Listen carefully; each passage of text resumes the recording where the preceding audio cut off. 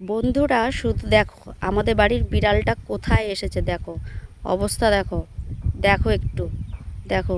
ওর কাজই হচ্ছে এই, মানে বাড়িতে তো থাকবে না, হ্যাঁ, অন্য পাড়ায় এসে টল মারবে, অন্য পাড়ায় এসে ঘুরবে। এখন আবার জঙ্গলে গেছে কি করতে, এই বেয়াদব, জঙ্গল থেকে বাইরো, তুই বাইরো।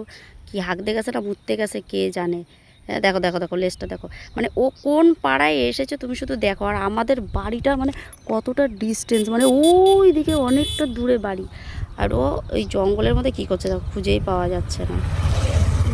মানে পুরো গায়েব, কোথায় গেল, এক সেকেন্ড দাঁড়াও, ওর ওর বেয়াদবি, দাঁড়াও দেখছি কোথায় গেল। আপনারা একটুখানি ভিডিওটা একটু দেখুন, আমি গাড়িটা স্টার্ট করে দিই জাস্ট। গাড়িটা একটু স্টার্ট করে নিই। হ্যাঁ, এবার আপনারা একটুখানি লাইনে থাকুন জাস্ট, শুধু কোথায় গেছে ওর কাণ্ডটা একটু দেখ।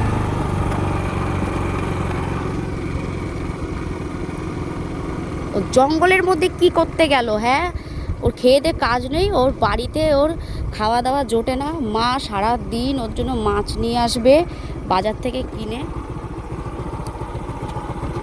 কোথায় গেল, ওই যে, ওই যে শালা, এই এদিকে আয়, আয় মিনি আয়, মিনি আয়। ওই দেখো রেল লাইনের উপরে উঠছে, মানে খেয়ে দিয়ে ওর কাজ নেই, রেল লাইনের উপরে উঠছে, কোথায় যাচ্ছে, এই মিনি আয়।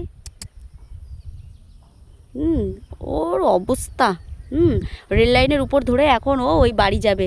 তাহলে বলো বন্ধুরা, এখন যদি ট্রেন এসে যদি ওকে যদি চাপা দিয়ে দেয় কি হবে, কে দায়ী নেবে এর? দেখো দেখো দেখো অবস্থা, দেখো দেখো।